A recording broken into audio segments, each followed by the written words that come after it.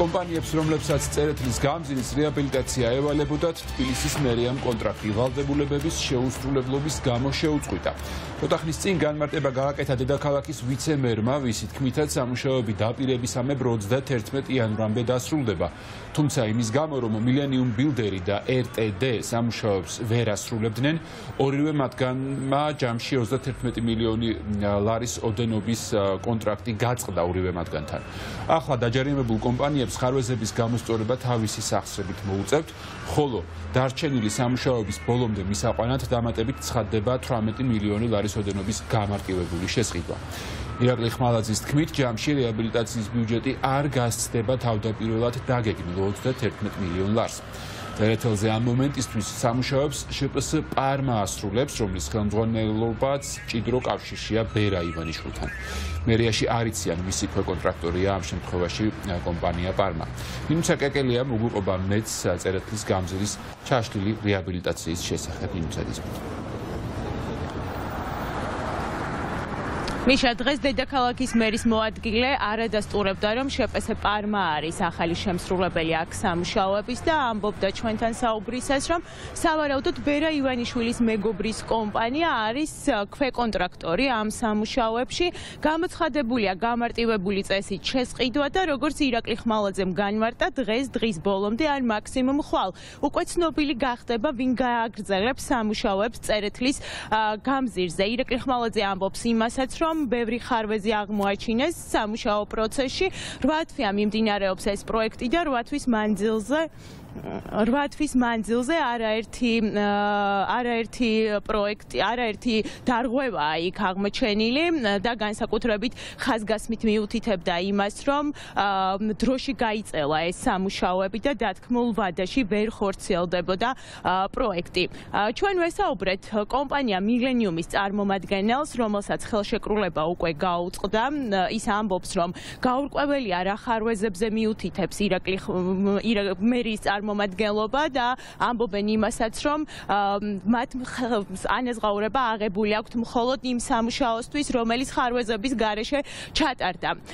ასევე არ ეთანხმებიან მერის მოადგილის განცხადებას და მოუწოდებენ თბილისის მერიას გაასაჯაროონ ის მიმოწერა, რომელიც შედგა კომპანიის წარმომადგენლობასა და თბილისის მერიას შორის. ქალაქის მერის მოადგილე კი აღნიშნავს, რომ სამუშაოები დაუყოვნებლივ გაგრძელდება, არ დაიხარჯება უფრო მეტი თანხა და პირდება წერეთლის გამზირის მცხოვრებებს და ასევე თბილისის მოქალაქეებს, რომ იანვრის ბოლომდე სრულად დასრულდება რეაბილიტაციის პროექტი.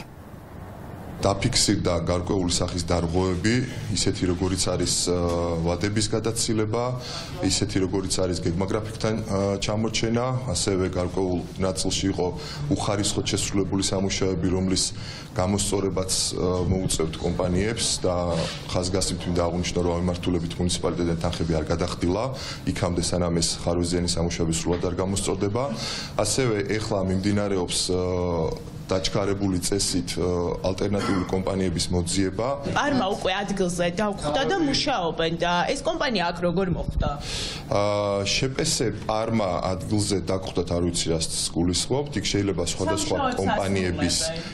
სხვადასხვა კომპანიების ტექნიკები იყოს. ეს ჩვეულებრივი პროცესია, ვინაიდან კომპანიები ზოგადად ერთმანეთისგან ქირაობენ ხოლმე ტექნიკებს და გვიან ღამით შემოვედით პირველად.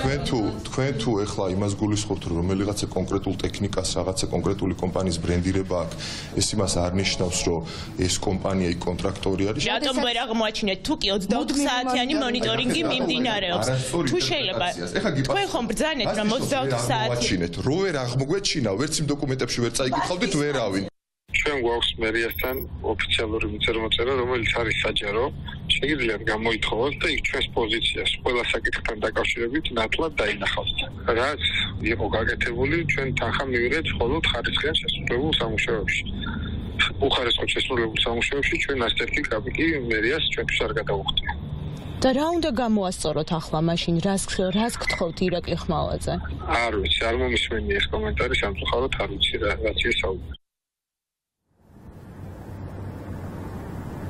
რაც შეეხება ოპოზიციის შეფასებას, ისინი ფიქრობდნენ 8 თვის წინაც, რომ ეს პროექტი ვერ განხორციელდებოდა სათანადოდ, რადგანაც კომპანიები, რომელიც შეარჩია თბილისის მერიამ, არ ფლობდნენ არც სათანადო ტექნიკას და არც გამოცდილებას. რაც შეეხება ახალ კომპანიას, ოპოზიციაში დარწმუნებული არიან, რომ აქაც გარკვეული კორუფციული სქემა იმუშავებს და სავარაუდოდ გადაცილდება ვადებსაც და უფრო მეტი თანხის დახარჯვაც მოუწევს ქალაქის მერიას დედაქალაქის ბიუჯეტიდან. და არა მხოლოდ ვადები არის ამ შემთხვევაში პრობლემა, არამედ პრობლემაა, რამდენად სწორად დაიხარჯა ის დაახლოებით 12 მილიონი ლარი, რომელიც აქამდე იქნა ათვისებული წერეთლის გამზირზე. კვლავ უხარისხოდ ხომ არ იქნება შესრულებული ეს სამუშაოები და თბილისის მერი, რომელიც გაჯიუტდა, რომ იანვრის ბოლომდე დაასრულებს ამ მოცულობის სამუშაოს, რომელიც ფაქტობრივად შეუძლებელი ჩანს, კვლავ უხარისხოდ და უბრალოდ დროში მოსწრებისთვის ხომ არ ეცდება გაფლანგოს დამატებით ათეულობით მილიონი ლარი ახალ კომპანიასთან, რომელიც კვლავ შერჩეული იქნება პარტიული, ახლომეგობრული და ნეპოტისტური ნიშნით. ასე რომ მთელი ბუკეტია პრობლემების, კორუფციის და რეალური სახეა წერეთლის გამზირი დღევანდელი კალაძის მერის. ეს გარემოება, რომელიც შექმნილია დედაქალაქში და მთლიანად საქართველოში, თამამად გვაძლევს იმის თქმის საშუალებას, რომ ეს არის დიდი კორუფციული პირამიდის შედეგი. ჩვენ ვხედავთ წერეთელზე დღეს მდგომარეობას, თუმცა ეს არ არის მხოლოდ ერთადერთი გამონაკლისი შემთხვევა. ყველა ინფრასტრუქტურულ პროექტთან დაკავშირებით იქნება ეს დედაქალაქში თუ საქართველოს მასშტაბით, ჩვენ გვაქვს პრობლემები, რომელი პრობლემებიც უკავშირდება ვადებში შესრულებას პროექტების, უკავშირდება უხარისხოდ განხორციელებულ სამუშაოებს და ყველა შემთხვევაში ჩვენ ვხედავთ საბიუჯეტო სახსრების არამიზნობრივ ხარჯვას. ტენდერი გზის რეაბილიტაციაზე გამოცხადებული იყო 2 ლოტად, 9 მილიონიანი ტენდერი და 22 მილიონიანი 8 თვის წინ დაიწყო სამუშაოები წერეთლის გამზირზე და 8 თვის შემდეგ აღმოაჩინა ქალაქის მერიამ, რომ აქ არ განხორციელდა პროექტი სათანადოდ, იყო არაერთი ხარვეზი და დარღვევა და მათ შორის ვადის გადაცილებაც. კი ვინ იქნება შემდეგი კონტრაქტორი, ეს ცნობილი როგორც ირაკლი ბენდელიანი მიუთითებს დღეს გვიან საღამოს ან ხვალ გახდება, პირდებიან მერიაში მოქალაქეებს, რომ პროექტს დაასრულებენ იანვრის ბოლომდე და დამატებითი თანხების გახარჯვა აღარ მოუწევთ.